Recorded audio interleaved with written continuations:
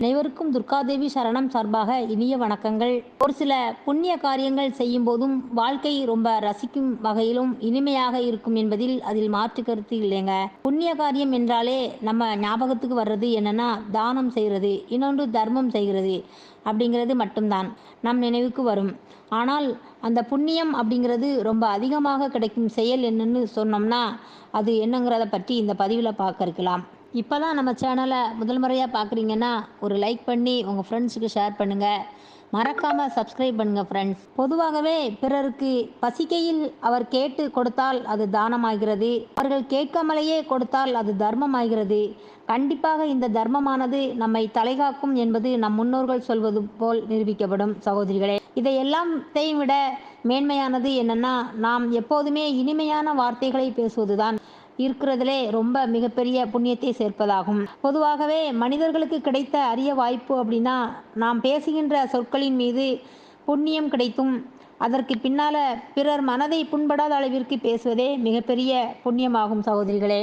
அப்படின்னா பிறரை மனதை மகிழ்ச்சி செய்யக்கூடிய அளவில் நாம் பேசினாலே அதுவும் அளவு கடந்த புண்ணியமாகும். பொதுவாக பிறர் மனது நொந்து கிடப்பவர்களிடம் பிறர் கஷ்டப்படுபவர்களை பார்த்தும் இவர்களை கண்டு அவர்களுக்கு ஆறுதல் கூறக்கூடிய வார்த்தைகளை பேசுவது அவர்களை அந்த கஷ்டத்திலிருந்து வெளிக்கொண்டு வருபவையாக இருக்கும். இதுதான் நாம் செய்கின்ற மிகப்பெரிய புண்ணியமாகும். ஒருத்தர் கஷ்டப்படுவதை பார்த்து மேலும் அவர்களை கஷ்டப்படுகின்ற வார்த்தை பேசினால் அது மிகப்பெரிய பாவத்தில் தான் கொண்டு போய் சேருங்க.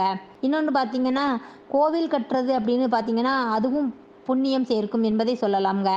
அதே மாதிரி இடிஞ்சு போகிற கோவிலை கட்டுவதும் இவர்களுக்கெல்லாம் பிறப்பில்லா நிலையை இறைவன் கொடுப்பார் அப்படிங்கிறதை தெரிஞ்சுக்கணும். மரம் வளர்த்தல் என்பது ஒரு சிறப்பான புண்ணிய பலனை கொடுக்குங்க. ஏன்னா அது நமக்கு மட்டுமல்லாமல் எல்லா ஜீவராசிகளுக்கும் அடிப்படை ஆதாரமாக மாறுவதன் காரணமாக அனைத்து ஜீவராசிகளின் வாழ்த்துக்களையும் நாம் பெறுவோம். இதன் மூலமாக நாம் இந்த புண்ணிய பலன்களை பெறுவோம். இதன்படி நமக்கு லட்சுமி கடாட்சத்தை உண்டாக்கி தரும் சகோதரிகளே. விரதம் இருத்தல் கூட ஒரு புண்ணியம்தான் என்று சொல்லப்படுகிறது. உடலும் உள்ளமும் தூய்மையாக இருக்கும். தூய்மையான உள்ளத்திலே இறைவனை வழிபடுதல் அப்படிங்கும்போது இறைவனின் ஆற்றலை அடைய முடியும்.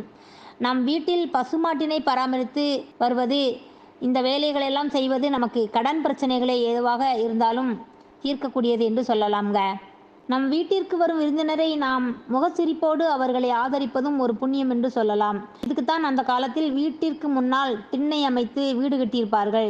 தெருவில் செல்லும் வழிப்போக்கர்கள் கூட அங்கு சற்று உட்கார்ந்து இளைப்பாரி செல்வார்கள் என்று திண்ணை அமைத்திருப்பார்கள். இதுவும் ஒரு வகை புண்ணியம் என்று சொல்லலாம்ங்க.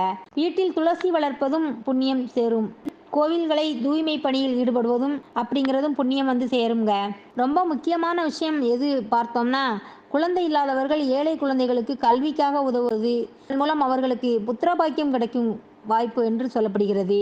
வீட்டில் சுமங்கலி பூஜை செய்வது, யாகம் நடத்துவது சரி, இதுவும் ஒரு வகை புண்ணியத்தை சேருங்க.